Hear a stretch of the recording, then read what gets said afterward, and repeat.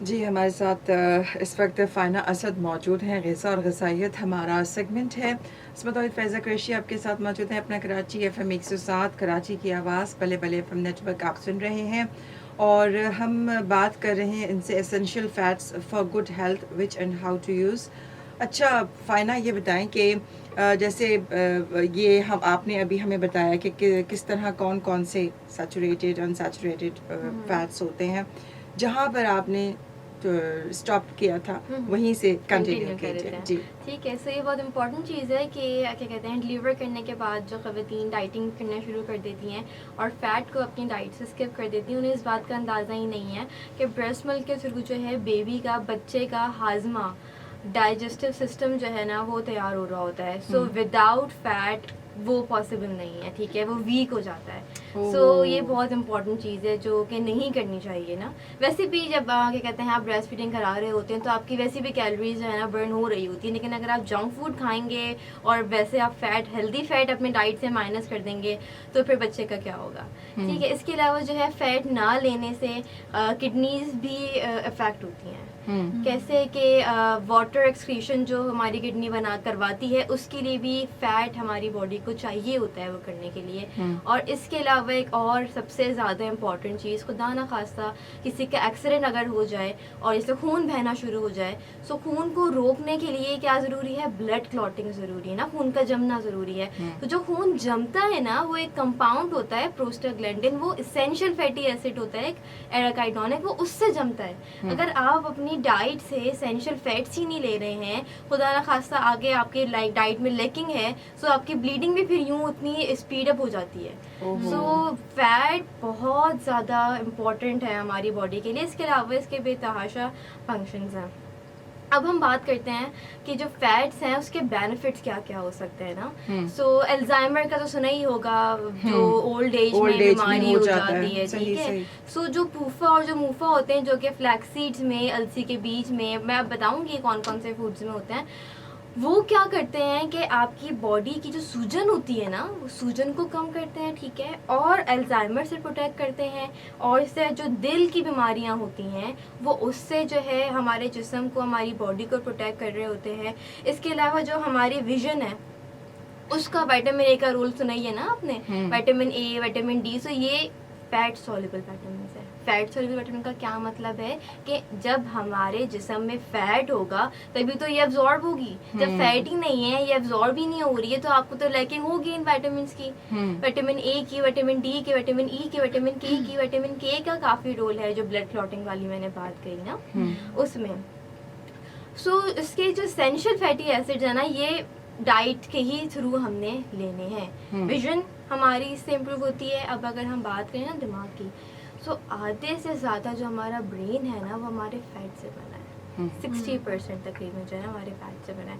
सो अब आप खुद ही अंदाज़ा लगा लें कि हमारे लिए कितना ज़्यादा फैट इम्पोर्टेंट है, हमारे दिमाग के लिए, हमारे ब्लड के लिए, हमारी हर चीज़ के लिए। ठीक। ठीक है। अच्छा फाइना, ये बताएं कि ठीक है फैट्स हमारे लिए इम्पोर्टेंट है, लेकिन अगर कोई ओवरवेट शख्स है, कोई भी ओवरवेट है, उसका वेट बहुत ज़्यादा है, तो कैसे, मतलब how to take fats and calories, कैसे ले सकता है वो, मतलब किस तरह से, किस अंदाज से? ठीक है। सो जो हमारा सबसे पहला शो था उसमें मैंने फूड गाइड पिरामिड के हवाले से बात की थी ना। सो उसमें मैंने जो फैट है पूरी उसकी सर्विंग बताई थी ना, तो मैं जो हूँ दोबारा से उसको रिमाइंड करा देती हूँ। फूड गाइड पिरामिड क्या एक बैलेंस्ड ईटिंग प्लान है कि आपने किस तरह एक अमाउंट पे लेना है ताकि आपको जो है ना वेट गेन नहीं हो ना। सो सबसे पहले आपके आ जाते हैं वेजिटेबल्स, ठीक है, प्रोटीन्स आ जाते हैं, वेजिटेबल्स आ जाते हैं, कार्ब्स आ जाते हैं, और सबसे आखिर में फैट है। सो फैट्स कम से कम 5 से 6 चाय के चम्मच, टी स्पून, या 2 to 3 टेबल स्पून जो खाने के चम्मच होते हैं ना, वो आपने इस्तेमाल करना होता है। अब फैट्स की जिस तरह मैंने बताई कि टाइप्स है ना, सैचुरेटेड फैट है जो कि थोड़ा सा बुरा होता है, ट्रांस फैट है, और पूफा और मूफा जो कि अच्छा फैट है, हमने वो लेना है। अच्छा फैट जो प्लांट बेस्ड फैट होता है ना, वो सबसे ज़्यादा अच्छा फैट होता है, जो कि क्या कहते हैं, एवोकेडो में होता है, ऑलिव में होता है, ठीक है, इसके अलावा नट्स में होता है, सीड्स में होता है, और इसके अलावा मछली का जो फैट होता है वो ये जो है ना ओमेगा 3 ओमेगा 6 फैटी एसिड में रिच होता है, जो हमारे लिए लाजमी है, एसेंशियल है, खाना ही खाना चाहिए। इसके अलावा जो एनिमल सोर्सेज का फैट होता है ना, जैसे हम जब खाना पका रहे होते हैं तो चर्बी अलग हो जाती है ना, वो वाला फैट नुकसानदेह होता है। ठीक है, सो जैसे ही जो एनिमल फैट होता है वो आपने अपनी डाइट से जो है ना स्किप करना है। रेड मीट जो है वो आपने ना बिल्कुल लीन, मतलब बगैर चिकनाई वाला इस्तेमाल करना है। चिकनाई आपने अपनी डाइट में मछली के थ्रू, मछली हफ्ते में 2 दफ़ा लाजमी खानी है। इसके अलावा रोज़ाना कहते हैं ना कि आपका जो पाम का साइज़ है ना, उसके आप हैंडफुल ऑफ रोज़ाना नट्स लेंगे ना, तो आपके जो फैट की जो कमी होती है ना, जो ज़रूरत होती है ना, वो पूरी हो जाती है। सो हैंडफुल ऑफ नट्स हो गए। और अब हम बात करते हैं ऑयल के हवाले से। सबसे ज़्यादा इम्पॉर्टेंट चीज़ कि ऑयल कौन सा इस्तेमाल करें। सो सबसे ज़्यादा इम्पॉर्टेंट और जो बेहतरीन ऑयल है वो है ऑलिव ऑयल। ऑलिव ऑयल जो कोलेस्ट्रॉल है ना उसको भी नॉर्मलाइज करता है। वो ना मूफा जो है ना उसमें रिच होता है बेसिकली। आपके कोलेस्ट्रॉल अगर ख़राब है वो उसको नॉर्मलाइज करता है, अच्छे वाले कोलेस्ट्रॉल को बढ़ाता है, बुरे वाले कोलेस्ट्रॉल को वो कम करता है। इसके अलावा बहुत ज़्यादा रिसर्चेस से ये बात भी प्रूव हुई है कि पेट अंदर करने में एक्स्ट्रा वर्जिन ऑलिव ऑयल जो है मदद करता है। सो हमें चाहिए कि हम डेली बेसिस में जो है ना एक्स्ट्रा वर्जिन ऑलिव ऑयल इस्तेमाल करें। अच्छा, इसके इस्तेमाल करने का तरीका ज़रा थोड़ा सा मुख्तलिफ है दूसरे तेलों से, सो मैं वो भी बता देती हूँ कि एक्स्ट्रा वर्जिन ऑलिव ऑयल जो है ज़्यादा हीट पर नहीं पकता कभी भी। ये बात आप लोग हमेशा याद रखिएगा, क्योंकि उसका स्मोक पॉइंट ना बहुत ज़्यादा कम हो जाता है। तो स्मोक पॉइंट कम है यानी ये कि अगर आपने उसको ज़्यादा देर तक छोड़ दिया हीट पे तो वो डिस्ट्रॉय हो जाता है, वो ज़ाया हो जाता है।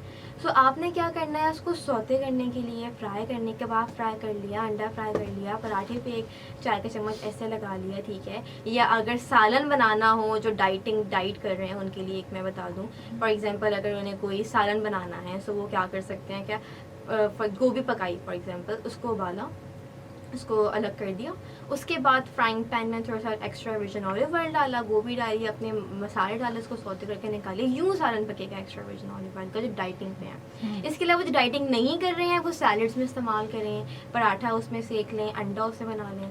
दूसरी चीज़ आती है कि जो मुझे बेहतर ऑयल लगता है सारे ऑयल से, वो कैनोला ऑयल होता है। कि कैनोला ऑयल में जो है सैचुरेटेड फैट होता है लेकिन कम अमाउंट में होता है, लेकिन उसके अलावा मूफा और फूफा जो है ना उसमें वो ज़्यादा होता है। सो ऑलिव ऑयल आपने अपनी डाइट में जो है ना अब से आज से जो है शुरू करना है। और इसके अलावा अगर कोई डीप कुकिंग करनी हो, कुछ और पकाना हो, तो वो आपने कैनोला ऑयल इस्तेमाल करना है। सही। एक्स्ट्रा वर्जिन ऑयल की बात की आपने, इसमें थोड़ा सा यहाँ पे मुझे कंफ्यूजन है कि ये सुनने में आता है कि ऑलिव ऑयल हम लोग बड़े खुशी से यूज़ कर रहे होते हैं कि जी ये तो बहुत फ़ायदेमंद है, लेकिन कहा यह जाता है कि हमारे यहाँ जो वेदर है उस हिसाब से ऑलिव ऑयल जो है वो उस हद तक फ़ायदेमंद नहीं है।